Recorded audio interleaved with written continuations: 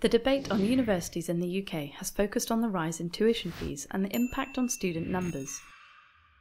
But there's been very little debate about the social and economic role that universities can play. University Alliance is looking at the different possible futures for universities in the UK. University Alliance is using an innovative approach to change the terms of the debate. We have worked with a variety of experts to consider different social, economic and political futures and illustrate the impact that these could have on our universities. In building the scenarios, we consider universities not just as single economic units, but the broader economic and social role they play in the success of our country. The scenarios are built on two axes, economic and social. On the economic axis, the two extremes represent an economy that is stable, with low levels of growth, versus an economy that is growing rapidly. On the social axes, the two extremes represent a competitive consumer culture versus a collaborative collectivist culture. Based on these two axes, 4 credible but extreme scenarios have been developed. They are not predictions, instead they explore hypothetical possibilities. These scenarios are intended to facilitate a wider discussion about the future role of universities beyond 2025. In the first scenario, Uni Divide, we see the economy contracting and incomes are stable or declining. We see the rise of global protectionism, self-reliance, scarcity of resources and fuel poverty. The competitive consumerist culture leads to low civil engagement and polarised politics. The low tax take has led to a squeeze on public spending, and the ageing population makes government prioritise pensioner benefits over university investment. In response, universities have split into a 2-tier sector where elite universities can charge high fees and have a monopoly on overseas students, whilst others turn to business and students for their funding. The economic environment means fewer universities and fewer university students. There has also been a further reduction in social mobility because of the high cost of obtaining a university education. Teaching has become more utilitarian and courses are shorter to make them more affordable and efficient. Outside of elite institutions, research agendas are limited to business partnerships. This has led to a low number of startups spinning out of universities and a decline in innovation. The challenge of funding has led to many institutions having to merge and a reduction in the number of departments, with universities focusing on those degrees that will ensure graduate employment. Many universities are relying on delivering vocational courses, often involving workplace learning or sandwich courses. By contrast, in Scenario B, Uni Public, where the same economic conditions exist but the social propensity is to collaborate, there is a high degree of collective planning undertaken by government, business and the unions in order to develop an active industrial policy. There is also a focus on localism and a rise in cooperative and mutual economic models. In this scenario, universities are seen as part of the public good and work with regional partnerships and Whitehall to deliver the skills and the courses that the country needs. Universities are supported by a targeted budget from government to match these industrial priorities. Courses are designed to meet industrial need, with fewer degrees, more practice-based learning, and accreditation at a national or European level. Universities also play an important community and social role by opening up their facilities to schools, local businesses and voluntary groups. Universities are truly at the heart of the big society.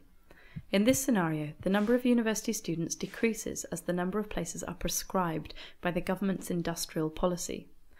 Research funding becomes increasingly technical and teaching becomes more vocational.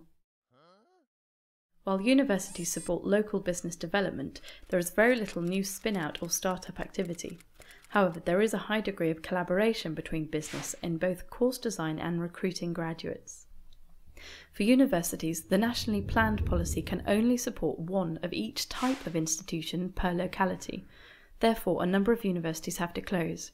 Even some elite institutions may have to merge or reduce their departments in light of the economic situation. In Scenario C, Uni Wi-Fi, we consider what would happen if the economy is growing while society is still based on collaboration. We see the rise of small but globally networked companies, and Britain is profiting from a creative and innovative economy. These economic factors are demanding a rise in the innovative capacity of our graduates, and there is an increase in the number of postgraduates. students are demanding a high degree of personalisation and join an alliance of universities to get the best education and access to student and academic networks. Funding comes from a mix of sources, including government, who fund universities both for economic and social cohesion purposes, but with limited accountability. In this scenario, we see student numbers rise and funding increase to support students from a broad range of backgrounds. Research is also conducted through global networks, and equipment is shared across institutions. Research is freely available and intellectual property protection has been eliminated. Staff are trained to deliver engaging and exciting course content via the internet. These lectures are supported by one-to-one tutorials delivered both face-to-face and via the internet. In this scenario, universities are focused no longer on their individual brand, but on building the brand of the network. They're increasingly forming international collaborations. There is a rising demand for lifelong learning through modules delivered in a flexible way that keep up with the fast pace of an innovative economy. University spin-outs have driven innovation to forge the UK's path back to growth. In the final scenario, uni market, where the economy has been growing and we have a competitive society, we see the rise of meritocracy and the market. This leads to a very competitive global job market, and in the UK many middle-wage jobs are offshored to emerging nations. In this scenario, universities are seen as the gateway to success. We see the number of students in this scenario rise as individuals and families are willing to accept the personal debt, but social mobility declines. There is limited government funding to support the very best of British research and students. Most public financing is awarded through competition. Academics are an important part of building university institutional brand, as they are highly prized assets that attract students and research funding. Universities are using their intellectual property and research to generate their own spin-out activity and fund their own departments. Universities are having to specialise and become the best in the world at their particular disciplines. They are building their individual brand, and some are developing international facilities for prestige to attract students from all over the world, whilst also tackling a rising competition from international universities setting up in the UK. These 4 versions of the future are not exhaustive, but they are provocative. Join us, University Alliance, in a debate to discuss your vision for universities and the part that they can play in our future success.